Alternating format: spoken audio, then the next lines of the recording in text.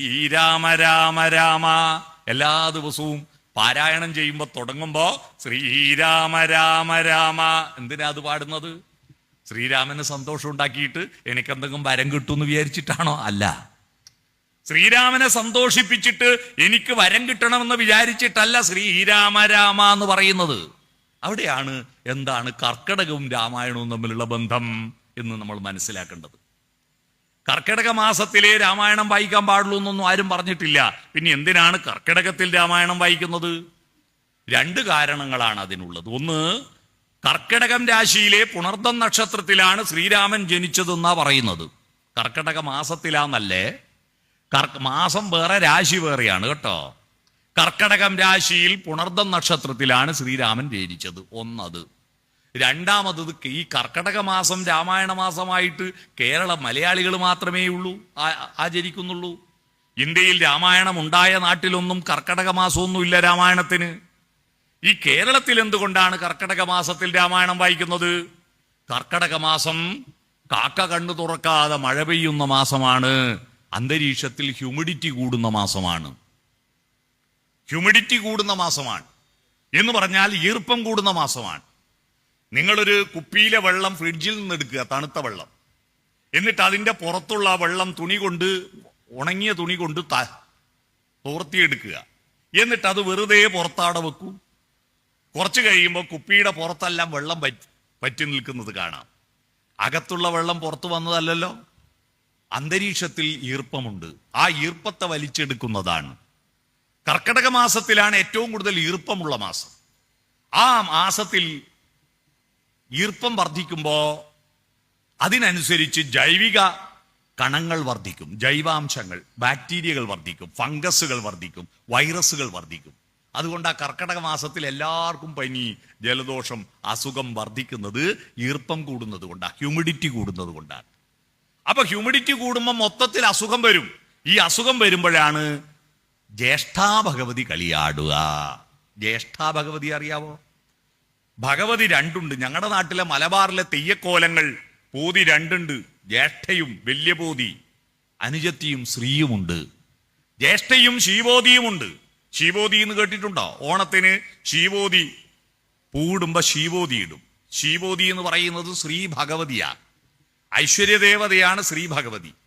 ജ്യേഷ്ഠ എന്ന് പറഞ്ഞാൽ അസുഖമാണ്, മാരിയാണ്, പൊട്ടിയാണ്, വസൂരിയാണ്. ജ്യേഷ്ഠ അസുഖമുണ്ടാക്കുന്നവൾ, അസുഖമുണ്ടാക്കുകയും ഇല്ലാതാക്കുകയും ചെയ്യുന്നവൾ ജ്യേഷ്ഠ. ജ്യേഷ്ഠത്തി, അങ്ങനെയാണ് ജ്യേഷ്ഠൻ ജ്യേഷ്ഠത്തി എന്ന് പേര് വന്നത് മുതിർന്ന ആളായതുകൊണ്ടാണ്. പണ്ടത്തെ ആളുകളിൽ ഒരു വിശ്വാസമുണ്ട്, നമ്മൾ കുളി കഴിഞ്ഞാൽ ഈ രണ്ട് ഭഗവതിയും കൂടി നമ്മുടെ ശരീരത്തിൽ അങ്ങ് കയറിയിരിക്കും. അപ്പൊ ഒരു വഴിക്ക് രണ്ടാള് പോകുമ്പോൾ ആരാ മുന്നിൽ നടക്കുക?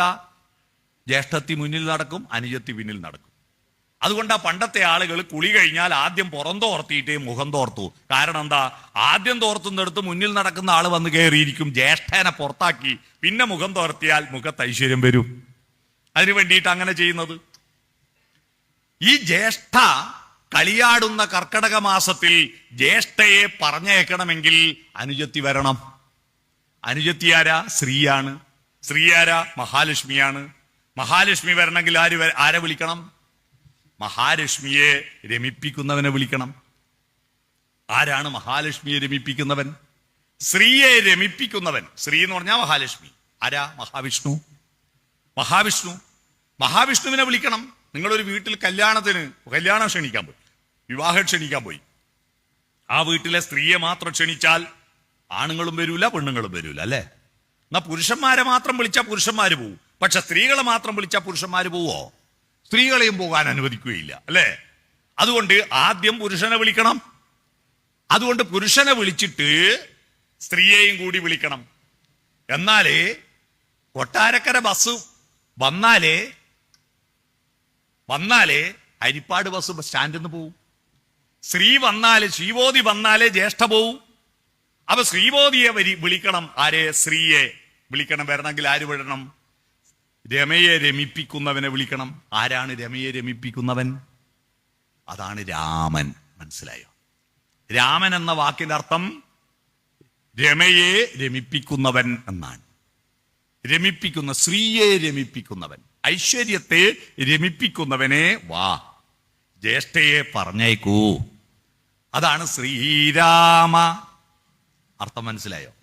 എല്ലാ ദിവസവും ശ്രീരാമ എന്ന് ജപിക്കുന്നത് ഐശ്വര്യദേവത വരട്ടെ, ജ്യേഷ്ഠ പോകട്ടെ. ഒന്ന്, അത് ബാഹ്യമായ ജ്യേഷ്ഠ.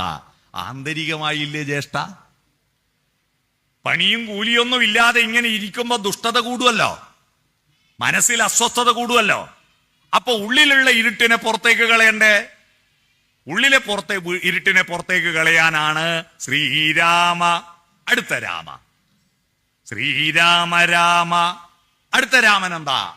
അടുത്ത രാമൻ രാശബ്ദോച്ചാരണ മാത്രേണ മുഖാ നിര്യന്തി പാതക പുനഃപ്രവേശ ഭീര്യാജ മകാരശ്ച കവാടവേൽ. രാ എന്നുച്ചരിക്കും വേളയിൽ എല്ലാ പാപങ്ങളും പുറത്തു പോകുന്നു. പുറത്തുപോയ പാപങ്ങൾ തിരിച്ചുള്ളിൽ പ്രവേശിക്കാതിരിക്കാൻ മ എന്ന് വായപൂട്ടണം. അതാ രാമ രാമ. മനസ്സിലായോ? രാമ രാമ എന്ന് പറയുന്നതിന്റെ അർത്ഥം മനസ്സിലായോ? എന്തിനാ ശ്രീരാമ രാമ എന്ന് ചിന്തിച്ചിട്ടുണ്ടോ? വെറുതെ രാമ എന്നല്ലേ? അല്ല. രാമായണത്തിലെ ഓരോ വരിയിലും ഓരോ കാണ്ഡത്തിലും ഓരോ അധ്യായത്തിലും ഓരോ അക്ഷരത്തിലും നമ്മൾ പ്രത്യക്ഷാർത്ഥത്തിനപ്പുറത്ത് പരോക്ഷമായ ഒരർത്ഥമുണ്ട്.